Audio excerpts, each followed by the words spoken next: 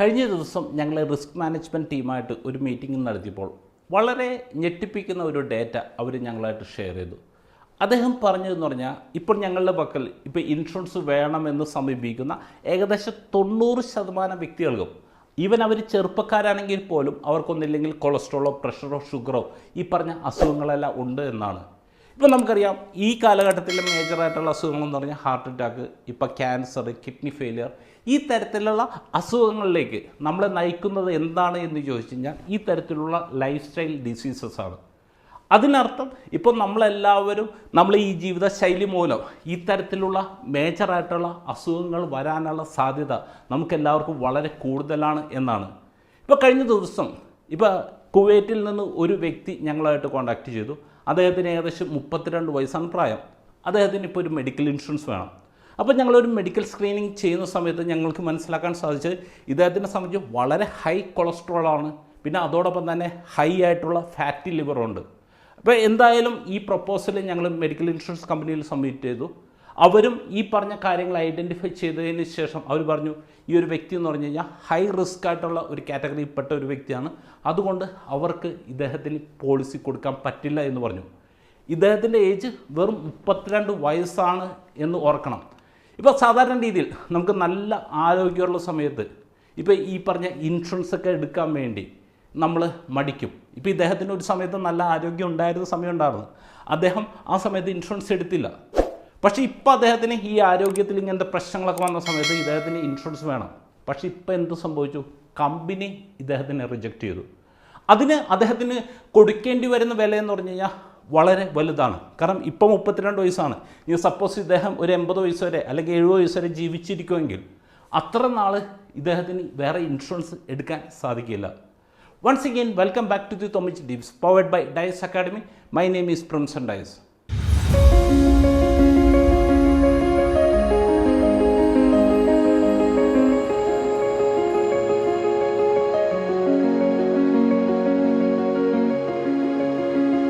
ടൊമിച്ചി tips എന്ന financial video ബ്ലോഗിൻ്റെ പുതിയ എപ്പിസോഡുമായി നിങ്ങളുടെ മുമ്പിൽ വരുവാൻ എന്നെ അനുവദിച്ച ദൈവത്തിന് നന്ദി.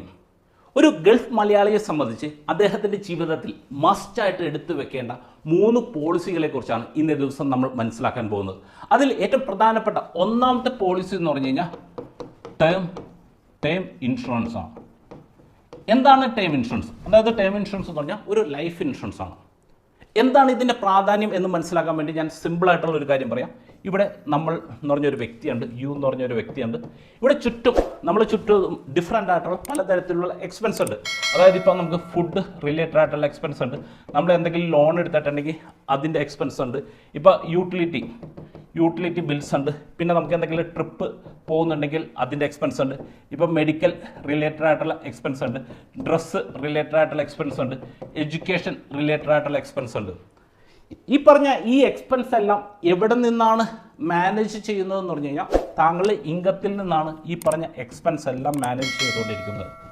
ഇപ്പോൾ താങ്കളിപ്പോൾ ഒരു വീട് വെക്കാൻ വേണ്ടി ഒരു ലോൺ എടുത്തിട്ടുണ്ടെങ്കിൽ താങ്കളുടെ ഇൻകം കൂടി കൺസിഡർ ചെയ്തിട്ടായിരിക്കും ആ ലോൺ എടുത്തിരിക്കുന്നത്. ഇതുപോലെ തന്നെ താങ്കളുടെ മക്കൾ മികച്ചൊരു വിദ്യാലയത്തിൽ പഠിക്കുന്നുണ്ടെങ്കിൽ അവിടെയും താങ്കളുടെ ഇൻകം കൂടി കൺസിഡർ ചെയ്തിട്ടായിരിക്കും ഇതെല്ലാം ചെയ്തിരിക്കുന്നത്. ഇതുപോലെ ഓരോ കാര്യങ്ങളിലും താങ്കൾ എന്ന് പറയുന്ന ഒരു വ്യക്തിയുടെ ഇൻകത്തിന് വളരെ പ്രാധാന്യമുണ്ട്. നാളെ ഇപ്പോൾ നമുക്ക് എന്തെങ്കിലും സംഭവിച്ചു കഴിഞ്ഞാൽ ഇപ്പം ഞാൻ എന്ന് പറഞ്ഞൊരു വ്യക്തി മാത്രമല്ല അവിടെ ഇല്ലാതാവുന്നത്, ഫിസിക്കൽ പ്രസൻസ് മാത്രമല്ല ഇല്ലാതാവുന്നത്, ഞാൻ എൻ്റെ കുടുംബത്തിലേക്ക് കൊടുക്കുന്ന ഈ ഇൻകം കൂടി സ്റ്റോപ്പാവും. ഈ ഇൻകം സ്റ്റോപ്പ് ആകുന്ന സമയത്ത് എൻ്റെ ഇൻകം കൂടി കൺസിഡർ ചെയ്തിട്ട് ഞാൻ ഈ പറഞ്ഞ കാര്യങ്ങളെല്ലാം നമ്മൾ കുടുംബാംഗങ്ങൾ ചെലവഴിക്കുമ്പോൾ അവിടെയെല്ലാം വലിയ രീതിയിലുള്ള ഒരു കോംപ്രമൈസ് ചെയ്യേണ്ട ഒരു സാഹചര്യം വരും. അപ്പോൾ അതുകൊണ്ട് തന്നെ നാളെ എനിക്ക് എന്തെങ്കിലും സംഭവിച്ചു കഴിഞ്ഞാലും എന്നെ സ്നേഹിക്കുന്നവർക്ക് ഒരു തരത്തിലും കുഴപ്പം ഉണ്ടാകരുത് എന്ന് ഉറപ്പുവരുത്തുന്നതിന് വേണ്ടിയാണ് നമ്മൾ ഈ ടേം ഇൻഷുറൻസ് എന്ന് പറഞ്ഞ ഒരു കാര്യം നമ്മൾ എടുക്കുന്നത്. എന്തുകൊണ്ട് ഇപ്പം നമ്മളെ സംബന്ധിച്ച് ടേം ഇൻഷുറൻസ് മാത്രം, അതായത് വേറെ ഒരു പോളിസിയിലേക്ക് പോകരുത്, ടേം ഇൻഷുറൻസ് മാത്രമേ എടുക്കാൻ പാടുള്ളൂ. എന്തുകൊണ്ടാണ് ടേം ഇൻഷുറൻസ് എന്ന് പറയാൻ കാരണം, ഇപ്പം നമ്മളെ സംബന്ധിച്ച് നമ്മൾ നോക്കിക്കഴിഞ്ഞാൽ വളരെ ലോ പ്രീമിയത്തിൽ നമുക്ക് ഒരു ഹൈ കവറേജ് നമുക്ക് ടേം ഇൻഷുറൻസിലൂടെ നമുക്ക് കിട്ടും. ഇപ്പോൾ ഒരു 10-35 വയസ്സുള്ളവർക്കാണെങ്കിൽ ഏകദേശം ഒരു 40,000-50,000 രൂപ കൊടുക്കി കഴിഞ്ഞാൽ 2 കോടി രൂപ വരെയുള്ള കവറേജ് അവർക്ക് കിട്ടും. ഇനി പല ഗൾഫ് മലയാളികൾക്കും ഉള്ള ഒരു സംശയമാണ്, ഇപ്പം ഞാനിപ്പോൾ ഇന്ത്യയിൽ ടേം ഇൻഷുറൻസ് എടുത്തു, എനിക്ക് അവിടെ വെച്ച് എന്തെങ്കിലും മരണപ്പെട്ട് കഴിഞ്ഞ് കഴിഞ്ഞാൽ ഇതിൻ്റെ കവറേജ് കിട്ടുമെന്ന്. ഇപ്പോൾ താങ്കളിപ്പോൾ ഇന്ത്യയിൽ പോളിസി എടുത്തതിന് ശേഷം ഗൾഫിൽ അവിടെ വെച്ച് മരണപ്പെട്ട് കഴിഞ്ഞാലും താങ്കളുടെ കുടുംബത്തിന് അതിൻ്റെ ബെനിഫിറ്റുകൾ കിട്ടും. അതിൽ വേറെ പ്രശ്നങ്ങളൊന്നുമില്ല. പിന്നെ പല ആൾക്കാർക്കും മറ്റൊരു സംശയം എന്ന് പറഞ്ഞു കഴിഞ്ഞാൽ, ഇപ്പോൾ എനിക്ക് 10 ലക്ഷം രൂപയുടെ ഒരു പോളിസി ഉണ്ട്. അപ്പോൾ അതിൻ്റെ ഇടയ്ക്ക് ഞാൻ 1 കോടി അല്ലെങ്കിൽ 2 കോടിയുടെ പോളിസി എടുത്തു കഴിഞ്ഞാൽ ഇത് രണ്ടിൽ നിന്നും ക്ലെയിം കിട്ടുമെന്ന്. നോർമൽ നമ്മൾ ടേം ഇൻഷുറൻസ് എടുക്കുന്ന സമയത്ത് താങ്കൾക്ക് 10 ലക്ഷം രൂപ പോളിസി ഉണ്ടെങ്കിൽ ഈ പോളിസി ഉണ്ട് എന്ന് കാണിച്ചിട്ട് തന്നെ എടുക്കണം. എന്തുകൊണ്ട് കാണിച്ചിട്ട് എടുക്കണമെന്ന് ചോദിച്ചു കഴിഞ്ഞാൽ, നമ്മളെ ഇൻകം, നമ്മളെ ഹെൽത്ത്, ഇതെല്ലാം നോക്കിയിട്ടാണ് നമുക്ക് എത്ര ഇൻഷുറൻസ് കവറേജ് തരാൻ പറ്റുമെന്ന് ഇൻഷുറൻസ് കമ്പനികൾ തീരുമാനിക്കുന്നത്. അപ്പോൾ അതുകൊണ്ട് തന്നെ നമ്മൾ ഈ ഒരു പോളിസിയും കൂടി ഉണ്ട് എന്ന് കാണിച്ചു കഴിഞ്ഞ് കഴിഞ്ഞാൽ അതുകൂടി കൺസിഡർ ചെയ്തിട്ടായിരിക്കും അവർ നമുക്ക് സംരക്ഷണം തരുന്നത്. അപ്പോൾ അതുകൊണ്ട് തന്നെ എന്തെങ്കിലും കാരണവശാൽ നമുക്ക് മരണപ്പെട്ട് കഴിഞ്ഞാലും ഈ 2 പോളിസികളിൽ നിന്ന് തന്നെ നമുക്ക് കവറേജ് നമുക്ക് കിട്ടും. ഇനി അടുത്തതായിട്ട് ഇപ്പോൾ ഒന്നാമത്തെ ടേം ഇൻഷുറൻസ് ആണെങ്കിൽ, രണ്ടാമതായിട്ട് നമുക്ക് വേണ്ട ഒരു പോളിസി എന്ന് പറഞ്ഞു കഴിഞ്ഞാൽ മെഡിക്കൽ ഇൻഷുറൻസ് ആണ്. മെഡിക്കൽ ഇൻഷുറൻസ് ഇന്ന് നമ്മൾ നോക്കിക്കഴിഞ്ഞാൽ ഇന്ത്യയിൽ ഏറ്റവും കൂടുതൽ ഇൻഫ്ലേഷൻ ഉള്ളത് മെഡിക്കൽ ഇൻഡസ്ട്രിയിലാണ്. അതിന് വേറെ ഒന്നുമല്ല, ഇവിടെ നമുക്ക് കോംപ്രമൈസ് ചെയ്യാൻ നമ്മൾ തയ്യാറല്ല, അല്ലെങ്കിൽ നമുക്ക് പലപ്പോഴും സാധിക്കാറില്ല. ഇന്നിപ്പോൾ ഒരു ഡോക്ടർ വന്ന് പറയുന്നത് അർജൻറ്റായിട്ട് ഒരു ഓപ്പറേഷൻ ചെയ്യണം, 5 ലക്ഷം രൂപ അല്ലെങ്കിൽ 10 ലക്ഷം രൂപ കെട്ടി വെക്കണം. നമ്മൾ കുടുംബം വിറ്റായാലും നമ്മൾ ആ പൈസ കെട്ടി വെക്കും. അപ്പോൾ അതുകൊണ്ട് തന്നെ നമുക്ക് റിസ്ക് എടുക്കാൻ പറ്റില്ല. അതുകൊണ്ട് തന്നെ ഇന്ന് ഇന്ത്യയിലെ ഏറ്റവും കൂടുതൽ ഇൻഫ്ലേഷൻ ഉള്ളത് ഇപ്പോൾ മെഡിക്കൽ ഇൻഡസ്ട്രിയിലാണ്. അപ്പോൾ അതുകൊണ്ട് സഫീഷ്യൻ്റ് ആയിട്ടുള്ള ഒരു മെഡിക്കൽ ഇൻഷുറൻസ് കവറേജ് എടുത്തു വെക്കുക എന്നത് വളരെ ഇമ്പോർട്ടൻ്റ് ആയിട്ടുള്ളൊരു കാര്യമാണ്. എന്തുകൊണ്ട് സഫീഷ്യൻറ്റ് വേണം എന്ന് ചോദിച്ചു കഴിഞ്ഞാൽ, ഇപ്പോൾ സപ്പോസ് ഇപ്പോൾ താങ്കളിപ്പോൾ ഒരു 5 ലക്ഷം രൂപയുടെ പോളിസി എടുത്തു എന്ന് വിചാരിച്ചു. ഈ 5 ലക്ഷം രൂപ പോളിസി താങ്കളിങ്ങനെ കണ്ടിന്യൂ ചെയ്തുകൊണ്ടിരിക്കുന്നതാണ്. ഇതിൻ്റെ ഇടയ്ക്ക് താങ്കൾക്ക് എന്തെങ്കിലും ഒരു അസുഖം വന്നു കഴിഞ്ഞാൽ താങ്കൾക്ക് ഈ പോളിസി താങ്കൾക്ക് കണ്ടിന്യൂ ചെയ്യാൻ സാധിക്കും. പക്ഷേ സമ്മർഷോട് കൂട്ടാൻ അവർ സമ്മതിക്കില്ല.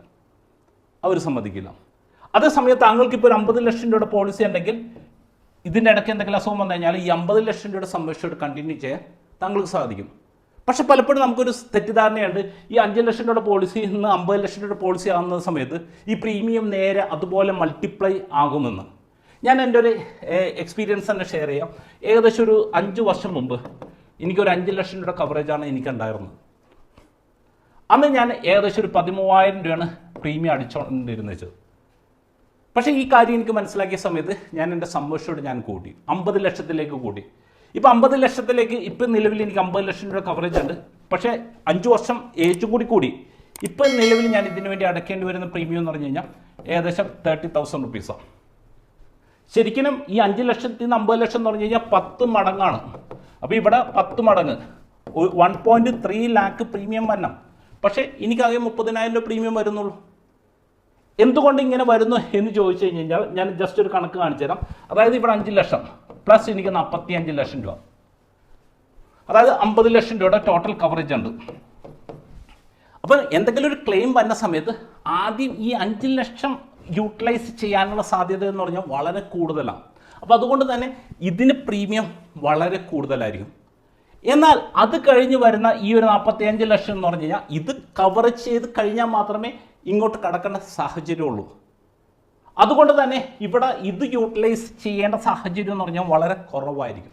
അതുകൊണ്ട് തന്നെ ഈ എക്സ്ട്രാ വരുന്ന ഈ ഒരു കവറേജിന് പ്രീമിയം വളരെ കുറവായിരിക്കും. അതുകൊണ്ട് ഞാൻ എപ്പോഴും പറയുന്ന ഒരു കാര്യം, നിങ്ങൾക്ക് സാധിക്കുമെങ്കിൽ നിങ്ങൾക്ക് 50 ലക്ഷം 1 കോടിയോ ഇന്നിപ്പോൾ 5 കോടി വരെ അല്ലെങ്കിൽ 6 കോടി വരെയൊക്കെ കവറേജ് കിട്ടുന്ന പോളിസികൾ അവൈലബിളാണ്. എത്ര നിങ്ങൾക്ക് അഫോർഡബിൾ ആണോ അത്രയും വലിയ സമ്പർഷോട് എടുത്തു വെക്കുന്നതായിരിക്കും ഏറ്റവും നല്ലത്. ഇനി പല ആൾക്കാർക്കും മറ്റൊരു സംശയം എന്ന് പറഞ്ഞു കഴിഞ്ഞാൽ, ഇന്നിപ്പോൾ ഞാൻ ഗൾഫിലാണ്, എനിക്ക് അവിടെ ഇൻഷുറൻസ് കവറേജ് കമ്പനി എനിക്ക് തരുന്നുണ്ട്. ഇപ്പം നിങ്ങളെ സംബന്ധിച്ച് നിങ്ങൾ അവിടെ ജോലി ചെയ്യുന്ന സമയത്ത് നിങ്ങൾക്ക് കവറേജ് ഉണ്ട് എന്നത് ശരിയാണ്.